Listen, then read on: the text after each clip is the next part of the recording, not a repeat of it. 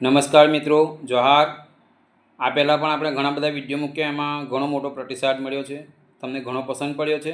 એવી જ રીતે આ બીજો વિડીયો હું મૂકું છું જે તમારા રોજબરોજના જીવનમાં બને છે, જેમાં પોલીસ પ્રશાસન અને પ્રજાને કેવી રીતે પીડા મળે છે ને તે હકીકત હું આજે જાહેર કરું છું, જે રોજને રોજ કંઈક ને કંઈક તમારા જીવનમાં કે તમારા સાથે બનેલી જ છે અને તમે મહેસૂસ પણ કરી છે।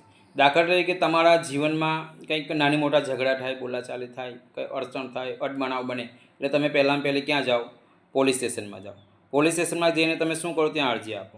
અરજી આપો એટલે શું કરે? લોકો તમારી અરજી જોવે। અરજી જોઈને પછી શું કરે? એમાંથી એવા મુદ્દા કાઢે અને તમારી સમક્ષ એવી રજૂઆત કરે કે તમે જ અપરાધી છો, તમે જ ગુનેગાર છો અને તમે અપરાધ કરીને અહીં આવેલા છો, એવી હકીકત તમારી સામે પેસ્ટ કરે, સીધી રીતે કે આડકત રીતે।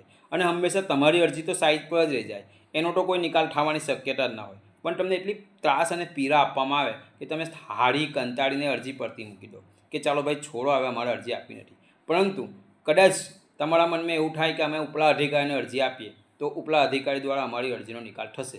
તો જો તમે ઉપલા અધિકારીને અરજી આપો એટલે અહીંયા આગળ દિવસ, 15 દિવસ કે મહિનામાં આવે, કાં તો આવેલી હોય તો પડી રહે, કોઈ નિકાલ થતો નથી। અને જો નિકાલ કરવાનો હોય ને તમને બોલાવે તો તે અધિકારી શું બોલે કે ભાઈ તમે આને લગતા પુરાવા આપો, શું થયું, શું નહીં, કેવી બાબત, એ બધું તમે જણાવેલું જ હોય, કઈ જગ્યા હું બન્યું તે પણ તમે જણાવો, પણ એના પુરાવા માગે તો તમે શું કરો? એ મારો બેટો તમારી પાસે જ બધું માગે ત્યારે એ કાર્યવાહી કરે, પણ એ જવાબદારી એની છે કે પુરાવા એકત્રિત કરવા, ગુનો દાખલ કરવો, બધું એની પાસે છે। એ પડતું મૂકીને તમારી પાસે મૂકો એટલે તમે એનાથી કંટાળીને છોડો છો, એટલે તમને માનસિક પીડા તો અહીં મળે, પૈસા જાય અને સમયની બરબાદી। એવી જ રીતે બીજા પ્રશાસન જે સરકારી છે, જેમાં કલેક્ટર, પ્રાંત, મામલતદાર આ લોકો છે।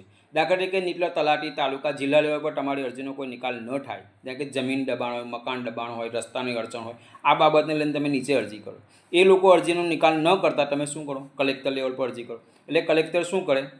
ટૂંક જ સમયમાં તમને જવાબ આપે કે તમારી અરજી જે તે અધિકારીને મોકલી આપેલી છે। અલા ભાઈ, ત્યાંથી તો તમારી પાસે આવ્યા કરવા જ નથી માગતા એટલે તમારી પાસે જણાવીએ, એટલે તમને એવા ચક્કરમાં નાખીને, એવા આંટીઘૂંટીમાં નાખે કે તમે કંટાળીને આ વસ્તુ છોડી દો। અને 95% અરજીઓ સરકારી પ્રશાસન હોય કે પોલીસ પ્રશાસન, એમાં નિકાલ થતી નથી, એ પડી દમ તોડી દે છે અને દબાઈ જાય છે। આવી રીતે પ્રજાના પૈસા, સમય, બરબાદી અને માનસિક પીડા સિવાય આ લોકો પાસે કોઈ વસ્તુ મળતી નથી અને કોઈ અપેક્ષા એ પ્રજા રાખતી નથી, કેમ કે કંટાળી ગઈ છે। હવે આપણે આ લોકો પાસેથી કામ લેવું હોય તો કેવી રીતે લેવાનું અને એમની પર દબાણ કેવી રીતે લાવવાનું, એ બાબત હું નવા વિડીયોમાં જાહેર કરીશ। મારો વિડીયો શેર, કોમેન્ટ અને લાઈક કરજો। ત્યાં સુધી હું બીજા વિડીયોની તૈયારીમાં લાગુ છું। જોહાર।